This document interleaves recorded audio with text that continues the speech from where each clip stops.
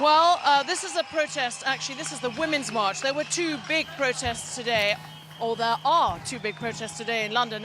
One that has culminated here, and this is very much about taking sexism out of politics, getting equal seats, which is far from the case currently, for women in Parliament.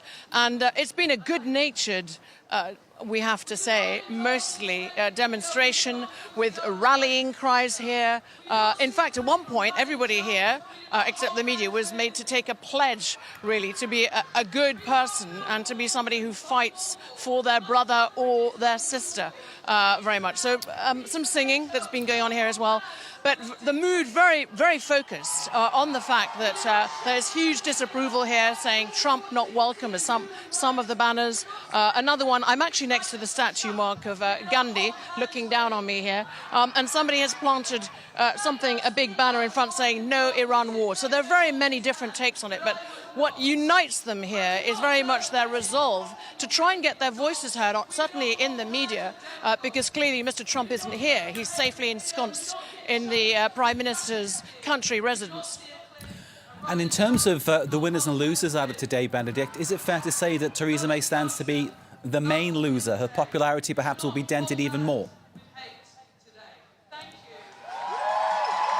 Well, look, it's very, very clear here that this interview on pages 1, 2, 3, 4, 5, 6 and 7, May has wrecked Brexit, US deal is off. I completely agree with Rob there, Rob Parsons.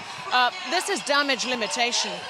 This is what is making the headlines here. This is what people will remember. And of course, it was a much more under control, possibly having spoken a lot to his advisors, that this was simply not a diplomatic thing to do. Interesting to hear the US president in his damage limitation very much saying about the fact that he respects Theresa and that he approves the Brexit strategy.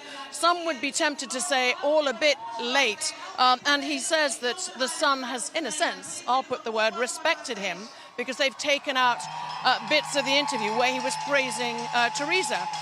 Well, there are a lot of audio clips out from that interview. It's not just a print interview, so I think it would be interesting to hear the whole interview. I'm not aware that the whole of it has been published, but it would be interesting to get the Sun to publish the whole interview and hear those bits that President Trump seems to be referring to. There is no doubt that Theresa May has been further weakened. Monday was losing her Brexit Secretary of State, and hours later her Foreign Secretary, Boris Johnson. All eyes on Boris Johnson, who's gone radio, TV silent. And on Monday and Tuesday, there will be some very difficult votes in the House of Commons, in Parliament, on that whole Brexit strategy. And the Brexiteers will have been very emboldened by what is in the Sun today. And I'm not sure they'll be listening very much to what President Trump had to say in that press conference at Chequers.